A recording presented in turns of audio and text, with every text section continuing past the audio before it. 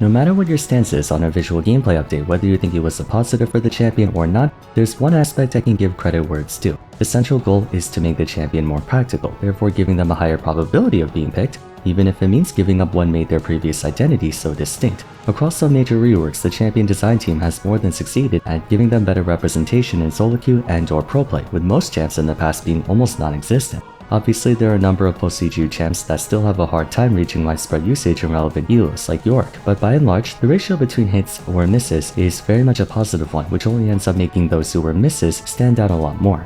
Skarner's rework was one of the most requested and overdue VGUs in the game. A charming and unique, albeit heavily inconsistent premise resulted in very stunted gameplay, only appreciated by a select few. And while like many others, his rework was aimed at making him a more stable pick in the meta, he's actually come all the way back down to being almost irrelevant in presence after only a couple months. It might be premature to make this episode in light of it being only like 2 patches of him being low presence again, but I figure it's worth making this episode anyway, because it shows a couple things that I find interesting about champion reworks. So, without further ado, for today's episode of Why No One Plays, we'll be revisiting Skarner once again.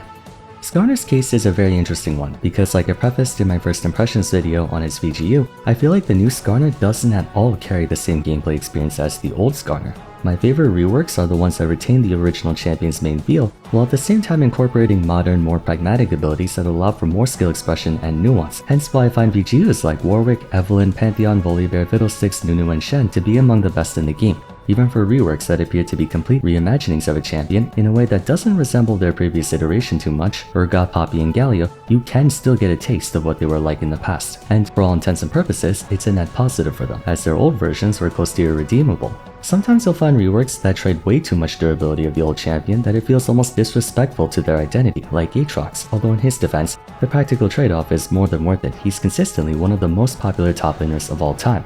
Skarner's very much in the latter category. You can make a case that they tried to make him similar to his old version by retaining the suppression on his ultimate, but in my humble opinion, new Skarner and old Skarner are nothing alike, not even close, and I think that's partly why people were so quick to drop him once he stopped being overpowered. For all the backlash the VGU team received with Atrox's rework, objectively speaking, the new Atrox is more practical, feels better to play on a broader scale, has more teamfight impact, lane presence, and is overall a really solid champion. I say this as someone who, the first champion I ever mained was Atrox way back when I started the game. Believe me, I miss him so much, but I can concede that current Atrox is a well-designed champion.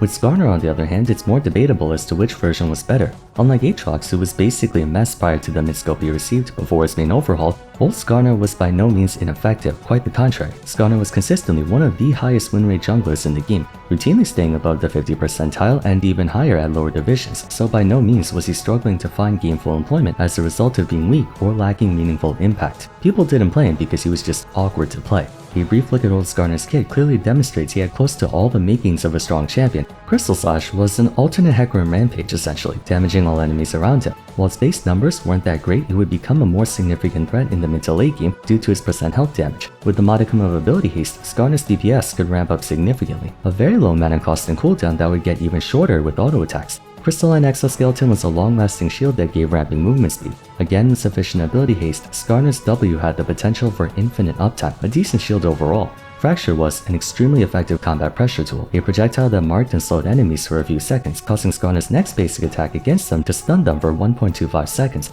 Last but certainly not least, Impale, a point-and-click 1.5 second suppression, but unlike all other suppressions in this game, Skarner was free to move around as he pleased, dragging his target with him. Impale had to be one of the most impactful lockdown abilities in the game because not only do you render the target completely helpless for almost 2 seconds, but you can then forcibly reposition them, likely closer to Skarner's team and away from theirs to further guarantee their demise. Done correctly, Skarner's Impale Fracture combo, or vice versa, results in a guaranteed 3-second total lockdown, one of the best in the game. So to put it all together, pre-rework Skarner was a juggernaut with good durability, good speed, non-negligible if not considerable damage output, and incredible lockdown capability. His Q, W, E, and Ultimate, while simple, were very practical abilities that could apply a ton of pressure. The only thing holding him back was Crystal Spires. For Skarner to truly pose a threat, he had to be under the effects of Crystal Charge, and though he would temporarily obtain it upon triggering Crystal Venom or using Impale, the difference between Skarner fighting with and without the empowerment of a Crystal Spire was night and day. Bonus movement speed equivalent to up to 3 pairs of completed boots, mana regeneration on par with the blue buff essentially, and up to 160% attack speed. Not only was it important for his DPS, but it was crucial to his tempo and resource replenishment whenever he didn't have a blue buff. As a jungler, tempo is the be-all end-all. Reaching an objective, lane, or skirmish even 1 second faster than the enemy jungler can make all the difference, so having Skarner's main source of power be locked behind something that can easily be disabled by the enemy team made him feel like a worse version of a lot of other junglers with a similar playstyle. Conversely, however, Skarner would typically be a far superior version of other junglers when the spires were activated. For the longest time ever, Skarner mains and even those analyzing the champion almost unanimously agreed that if he had a more consistent passive, that alone would make him drastically more popular. Most were hoping for that when his VGU came out, but instead, Riot went way past that and ended up also trying to fix the parts that weren't broken, causing more harm than good in my opinion. A key contributor behind Skarner's sudden decline after his VGU was that he was pigeonholed into a specific playstyle, antithetical of old Skarner, who was known for his build diversity. New Skarner is very much a tanky juggernaut, not unlike Mundo and Tahm Kench. He can deal comparatively more damage than the average tank and even has a semblance of neutral pressure, with his passive dealing max health damage over time and his Q also dealing % health damage both off his and his opponents. Skarner doesn't have much incentive to build any offensive items in his kit, since he doesn't get too much out of them due to the absence of meaningful damage scaling. Now technically, Shattered Earth has a 180% bonus AD ratio spread across 3 hits, but with the long cooldown on his Q and the comparatively slower rate of attack in relation to his old Crystal Slash, Skarner's new trade patterns are reminiscent of Vars. High % health damage but low staying power, forcing him to play very trade heavy. Overall, you don't have much to gain by building even Spellblade on him, as he no longer has rapid cast ability, so following his rework he's essentially been forced to build exclusively health and durability items.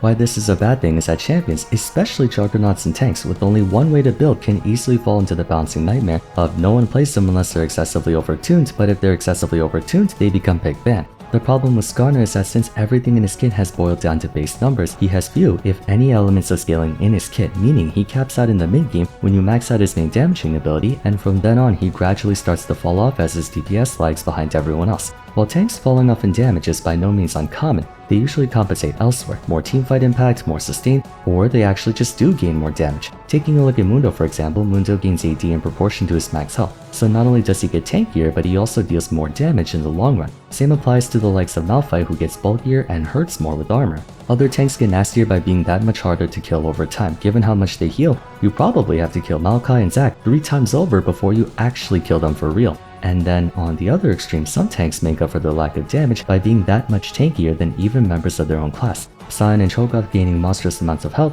while thanks to his passive and his upgrades, he has 5,000 health, 500 armor, and 500 magic resist. Not to mention the masterwork upgrades he gives to his teammates, making him strong late game by proxy. Skarner has none of these, or not enough of them at least. Mind you, his Q and E deal more damage the more health you build, but it's not quite on the same extreme as the other health stackers. Cooldown reduction makes his W Seismic Bastion more spammable, but the shield value is only 8% max health, hardly sufficient at giving him the same incredible resilience of the super tanks of the game. With how constrained he is as a champion, it led to him having no avenue of entry into the meta other than being a stat checker. But as you know, stat checkers live and die by how strong they are at base, and in Skarner's case, because his base numbers are the only thing he has, when Riot targeted those numbers, he went from like a 52% champion to a 47% champion overnight. For old Skarner, if they nerfed his base damage out of concern for him doing too much DPS while building full tank, you can circumvent the loss by purchasing a damage item like Black Cleaver or Triforce, especially since you had the incentive to do so. Current Skarner can't do that. His abilities both in scaling and application just don't let you make use of damage items efficiently. Moreover, despite his new Ixtal's impact and Impale, he's much more one-dimensional in playstyle as well. Old Skarner could go Conquer for pressure, or he could go Face Rush and pull off some cheesy pick strats. He could even go Aftershock if you felt like you were going to take a lot of damage. New Skarner can pretty much only take Grasp. For that matter, sometimes you would see old Skarner players rush a ton of movement speed items like Deadman's, Turbo Chem Tank, or the old Righteous Glory, things of that nature, and play off crazy engages. Or he would go for a more battle-focused build like Jak'Sho, Black Cleaver, etc. He was equally viable as a conventional juggernaut as he was a pickbot. In fact, that's what made him stand out from other tanks. Speedy Skarner could fracture Impale someone, then drag them all the way to Brazil. No other tank had the same pick potential Skarner did. Build and play diversity go a long way in sustaining a champion. It's partly the reason the likes of Lee Sin and Zed are so popular. Zed could go full lethality, or back in season 13 he went that super ability Haste Ravenous Hydra build. Lee Sin could go lethality, or he could go Bruiser. On occasion you would see Lee Sin played in lane as well. Which reminds me, Skarner used to be a jungler with the potential to also go top as a pocket pick. However, new Skarner is rarely if ever played in jungle. His clear speed's not the worst in the game, but with how clunky he is to play from his cast times, the loss of tempo enhancements from his passive and W, and the general lack of guaranteed gank pressure due to the positional nature of his E, Skarner's viability as a jungler has diminished considerably, forcing him into top lane. Pretty much the only thing making him excel was that his base damage was so good, he could build full tank, mash W over and over and out-train everyone, while also having a strong poke tool via the projectile version of his Q. But in between his relaunch in 14.7 and now, they nerfed almost all of his base numbers multiple times, and unfortunately with him not having any way to compensate for it, such as building a damage item, Skarner's current situation is that he's a worse version of every other tank. If you're looking for a bulky frontline who can deal a ton of damage, you can pick someone like Volibear, Mordekaiser, Cho'Gath, etc., who can more or less compete with Skarner in durability while having consistently more threatening kill power. If you're looking for a tank with teamfight pressure, you can play Zac, Ornn, or Malphite. If you're looking for a tank with a safe laning phase, you can play Shen, Sion, or Dr. Mundo. When balanced on the same level as other tanks, Skarner has nothing that other tanks can't do better, or can't do on top of something else they can do. He's a walking ball of stats. Despite being unpopular back then, he was a versatile tank, multiple build options and playstyle options to boot. I suppose new Skarner had that aforementioned W poke build which made him basically invincible in lane, but that's not really an alternative playstyle, just an extension of the original playstyle of being a lane bully. He could get away with the W spam tier of the goddess build because his Q and passive base damage were so high. It all goes back to him having nothing but high base numbers because that's all there was. You might be wondering why I spent the entire video practically ignoring Ixtal's impact in his new Impaled. That will be the final part of the video. Skarner's playmaking abilities are yet another reason why his base damage and lane pressure were the only thing he had. His passive Q and W are the most consistent elements of his kit, whereas the Z and Ultimate really aren't. Ixtal's impact is a very unique ability and an interesting concept, don't get me wrong. But with how slow it is, how short it lasts, both in terms of movement duration and how long you're allowed to push the enemy into a wall for, not including how easy it is to just walk around him, it's just a worse version of Nunu's Snowball. And the big reason for that is Skarner's movement speed is completely fixed during this ability. See, the fun part with old Skarner is that Impale became more dangerous the faster he was, not just because he could get to you faster, but because he can move you around a lot more. It's the same reason why Nunu's Snowball becomes so scary the faster he gets. Ixtal's impact, however, doesn't care about Skarner's movement speed at all. It's a static amount, so it's not like you could turbocharge him and get more ground covered by building deadmans and stuff. This ability just sucks. It's a cool premise, don't get me wrong, but a far cry from Fracture's guaranteed pressure. Same goes for Impale. On paper, being able to suppress 3 targets may sound appealing, but what made old Impale so scary was that it was a point-and-click instant activation, so you had to be afraid of the possibility of a flash ult, or he could take advantage of Fracture for an easy 3-second CC chain on one target. I know you can guarantee Impale by using Ixtal's impact, but functionally the lockdown duration is much shorter. While the potential to make big plays with the new Impale is there, it can also just completely miss and do nothing, and you can no longer do the drag pivot tech with him to reposition enemies in a better spot. Old Skarner as a whole was just a lot more fluid of a champion. No cast time on Q and W, and the Z and Ultimate were very quick to activate. By contrast, all 4 of new Skarner's abilities have a buffer or slow startup to them. Bottom line with Skarner is that while they took the inconsistent part of his old kit, Crystal Spires, and gave him a more consistent passive, Threads of Vibration, they took the consistent parts of his old kit, Fracture and Impale, and made them extremely inconsistent. At the same time, they made him much more build and roll constrained, which was a big part of his identity before, and made him feel way clunkier to play. Now he's just a generic tank, making it really hard for him to stand out unless he's overtuned. I personally am of the school of thought that if they just gave him a better passive, he would have been so much more popular. That's all they had to do. They should have just gone the Fiddlesticks Pantheon approach and given quality of life touch-ups to his abilities, not completely change the whole thing, including the parts of his kit that were actually good. Mind you, the new Skarner isn't terribly designed, but with this being a Waitngo in place, from the viewpoint of trying to make him more consistently popular, they failed in that department. He's in no better shape than he was pre-rework. But what do you guys think? Do you agree with my stance on this or not? I'd love to hear your thoughts in the comments down below. That's gonna be it for today, so if you enjoyed the video, a like and subscribe would be much appreciated. Don't forget to follow me on Twitter at Vars, join my Discord server, and check out my other Waitngo and Plays videos if you haven't yet. But till next time, thanks so much for watching, and I look forward to seeing you again soon. Take care.